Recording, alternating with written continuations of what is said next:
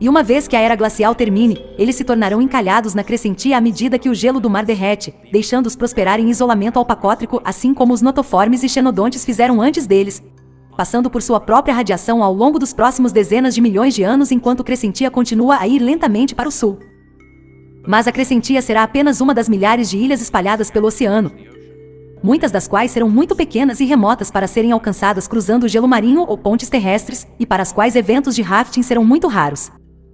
De longe, os animais mais prováveis para chegar a ilhas como esta serão os clados voadores e semiaquáticos, especialmente espécies migratórias que são adaptadas para viajar em longas distâncias. O primeiro clade de animais a desenvolver o voo foram os optopteras.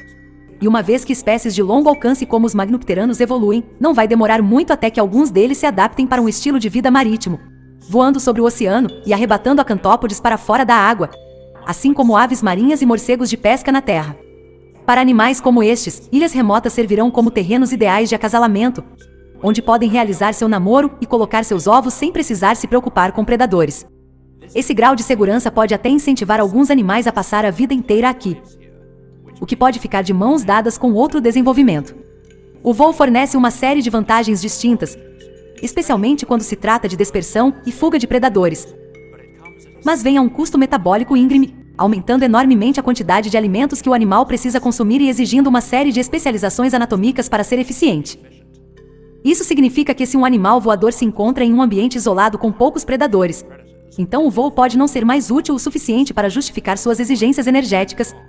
e a espécie pode acabar perdendo sua capacidade de voar completamente. Como tal, a falta de voo é uma tendência evolutiva extremamente comum em ilhas, vistas em grupos como as aves-elefante de Madagascar, kiwis e moa na Nova Zelândia, dodos nas Ilhas Maurício e muitos outros. Tornar-se sem voo também pode permitir que as espécies se expandam em novos nichos com os quais o voo seria incompatível. Uma vez que a maioria das aves marinhas se alimentam de peixes, eles obviamente precisam entrar na água para encontrar e capturar suas presas. Mas nadar e voar são formas muito diferentes de locomoção, principalmente devido à drástica diferença de densidade entre água e ar. E se especializar para se mover através de um meio inevitavelmente diminuirá a eficiência do animal de se mover através do outro. Isso é exemplificado por aves marinhas como o cormorão pelágico, cujas asas curtas e largas os ajudam a dirigir enquanto estão debaixo d'água, mas também lhes dão a menor eficiência de voo de qualquer espécie de pássaro. Essa troca também moldou a evolução de comportamentos alimentares especializados. Alguns piscivores voadores, como os quimeras e morcegos bulldog maiores, nunca entram na água, mas em vez disso voam por cima e arrebatam peixes que nadam perto da superfície. Enquanto outros, como gansos e pelicanos marrons, mergulham na água para perseguir suas presas. Para as espécies especializadas em piscivoria, a pressão para evoluir na natação eficaz pode superar os benefícios proporcionados pelo voo. Portanto, tornar-se sem voo permitirá que eles se adaptem mais completamente para a vida aquática, e consequentemente ocorreu em muitas aves marinhas, como pinguins, grandes aus e algumas variedades de aves aquáticas. Da mesma forma, muitos dos magnopteranos residentes na ilha não precisarão mais se preocupar em escapar de predadores ou se dispersar em novas áreas, para que possam desistir de voar inteiramente para deixá-los caçar presas aquáticas de forma mais eficiente. Essa falta de voo pode ser acompanhada por um aumento no tamanho do corpo, não apenas devido ao gigantismo insular, mas também porque tamanhos maiores aumentam a eficiência do mergulho. Isso será complementado por seu eficiente sistema respiratório e pelo apoio interno fornecido por seu gladius, permitindo que eles cresçam em alguns dos maiores lofostomes do planeta. Para sustentar um corpo mais pesado, suas asas e canades, tendo um grau muito maior de musculatura do que as pernas ambulantes desossadas, podem assumir o papel de locomoção em terra também, deixando-os desajeitadamente se arrastarem ao longo do chão, ao contrário da maioria dos outros opistopteranos, que dobram suas asas para trás quando aterrissam. Essas asas podem encurtar em um par de nadadeiras poderosas para fornecer propulsão subaquática eficaz, enquanto as canades os ajudarão a orientar e manter a estabilidade, tornando seu estilo de nadar menos como o de mergulhadores impulsionados por asas como pinguins e aus e mais semelhante aos mergulhadores impulsionados pelo pé, como loons e os esperonis extintos. Juntamente com um corpo mais aerodinâmico, eles podem evoluir válvulas dentro de seus espívulos para deixá-los segurar a respiração enquanto estão debaixo d'água, e a endotermia regional que permite que seus músculos de asa funcionem de forma ideal também permitirá que eles mantenham uma temperatura corporal estável em água fria, o que será de grande benefício quando a era glacial chegar, e lhes dará uma vantagem em competir com outros clades semiaquáticos como os actateres. Essas criaturas, que chamaremos de diptopteris, serão apenas um dos muitos vestidos opistoteranos que se tornam independentemente sem voo em resposta aos seus habitats isolados da ilha, E uma vez que eles estão suficientemente adaptados para um estilo de vida semiaquático, eles serão capazes de nadar através do mar e chegar a outras ilhas ou mesmo às costas do continente, chegando à Terra para procriar e colocar seus ovos. No entanto, a evolução dos diptopterídeos será seguida em breve pelo aparecimento dos pleuropteranos, que, tendo também evoluído o voo, compartilharão as mesmas capacidades de longa distância que os opistopteranos, e assim estarão prontos para se espalhar pelo planeta e encontrar seu caminho para habitats que são inalcançáveis para outros clades. Desde que os optopteranos evoluíram mais de 60 milhões de anos antes dos pleuropteranos, eles terão tido uma vantagem na colonização da maioria das ilhas. Mas uma oportunidade perfeita para os pleuropteranos pode surgir com um desenvolvimento geológico particular. Ao longo de milhões de anos, a atividade vulcânica subaquática alimentada por pontos quentes no manto do planeta pode produzir plumas de rocha grande o suficiente para emergir acima da superfície do oceano, criando efetivamente uma nova ilha ou mesmo cadeia de ilhas à medida que a crosta lentamente se afasta sobre o topo do hotspot. Na Terra, ilhas como a Islândia e o Havaí foram formadas através deste processo, e em nosso planeta alienígena um desses hotspots pode ocorrer em uma região remota do oceano, resultando na formação de um arquipélago que chamaremos de Pironesia. Quando se formam pela primeira vez, essas ilhas não serão nada além de afloramentos estéreis de rocha sólida, completamente desprovidas de qualquer espécie nativa, mas mesmo habitats tão desolados como este ainda atrairão espécies para colonizá-las. No entanto, como este arquipélago estará a mais de 4.000 quilômetros da costa mais próxima,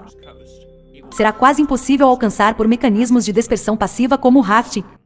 de modo que os animais voadores serão novamente os organismos mais prováveis para encontrar seu caminho até aqui, incluindo não apenas os optopteras, mas também os pleuropteranos recém-evoluídos.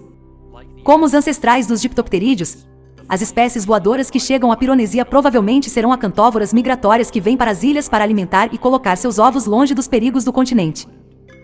À medida que migram para o arquipélago, eles podem involuntariamente trazer outros clados com eles, como malacoformes foretica agarrados à pele e os diásporos de plantas adaptadas para dispersão assistida por animais como os cromatófitos.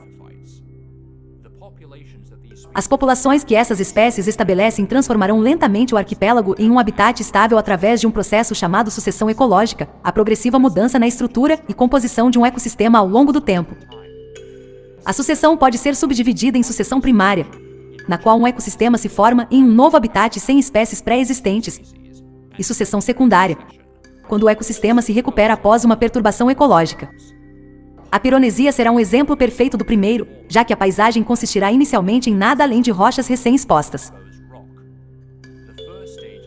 O primeiro estágio de sucessão é iniciado por espécies pioneiras, geralmente pequenas plantas, líquens e fungos que são resistentes o suficiente para crescer em rochas nuas, que, auxiliadas pela erosão do vento, ondas e chuva, começarão a quebrar a rocha em solo rico em minerais.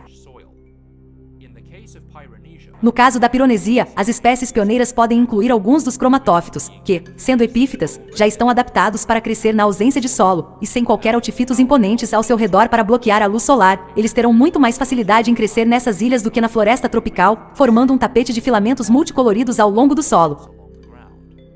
Essas espécies pioneiras abrirão caminho para espécies intermediárias como alguns dos outros clados de braquifita e vários caulofiatos, o que contribuirá ainda mais para a formação do solo até que ela se torne adequada para as árvores criarem raízes.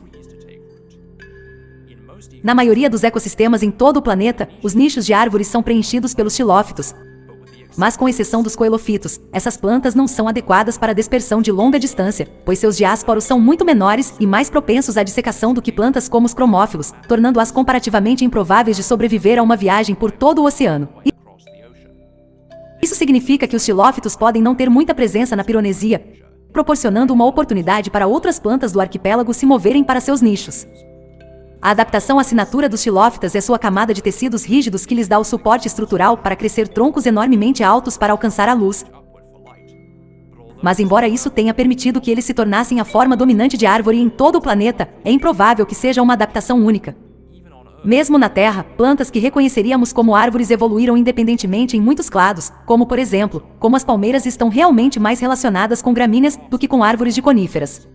Da mesma forma, em nosso planeta alienígena, embora as xilofitas sejam o grupo mais difundido de plantas semelhantes a árvores, é provável que existam muitas outras plantas que evoluíram convergentemente para obter maior apoio, e na Pironesia, com pouquíssimas espécies xilogófilas para competir, uma dessas plantas pode agora ser capaz de crescer na grande flora dominante do arquipélago. Um clade de plantas que vamos chamar de notodendrons.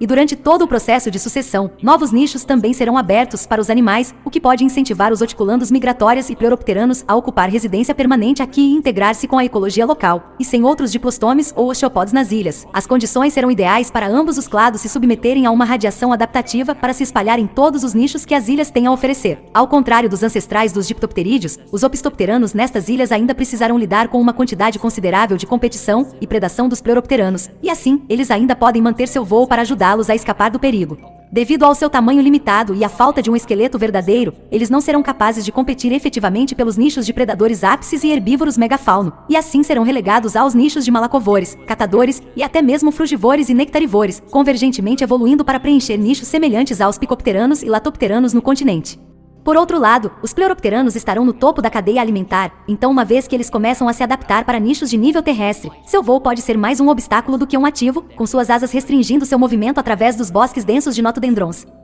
Mas se eles se tornarem sem voo, os dois pares de pernas do meio e a membrana de asa que eles apoiam podem encolher de modo a não ficar no caminho dos membros dianteiros e traseiros, que serão as únicas pernas envolvidas na locomoção, tornando essas formas os únicos osteopodes quadrúpedes a evoluir até agora, e assim dando-lhes algumas das locomoção mais eficientes de qualquer animal terrestre. Em referência aos vestígios da membrana da asa que ligam suas pernas, vamos chamar esses animais de clamípteranos. Não mais limitados pelas exigências de voo, esses clamíclicos agora estarão livres para expandir-se para novos nichos de onde de outra forma seriam impedidos.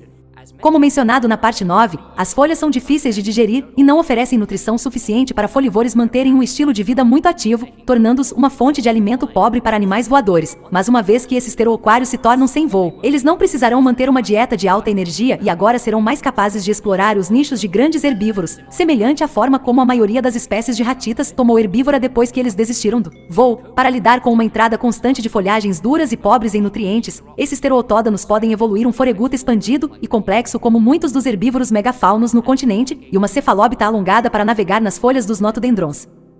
Em conformidade com a regra de Foster, seu tamanho corporal dependerá da disponibilidade de alimentos em sua ilha natal, que, embora não o suficiente para deixá-los crescer em tamanhos comparáveis à megafauna continental como os titanópodes, ainda permitirá que esses animais, que chamamos de psirinchides, evoluam para alguns dos maiores animais da Pironesia. E com clades como estes preenchendo os nichos herbívoros, outras variedades de clamírios podem posteriormente se adaptar a presas neles. Tendo evoluído dos mesmos ancestrais voadores que os ipsirinchides, eles herdarão a mesma marcha de pernas longas, perseguindo suas presas em uma espécie de galope delimitante. Seus pedipalpes, usados por seus ancestrais para arrancar acantópodes da água, podem evoluir garras semelhantes a foices para matar e desmembrar suas presas, lembrando grandes predadores insulares como a cegonha marabou gigante e o enorme pterossauro Axegopteryx. Com a evolução desses predadores, que chamaremos de temnoridoides,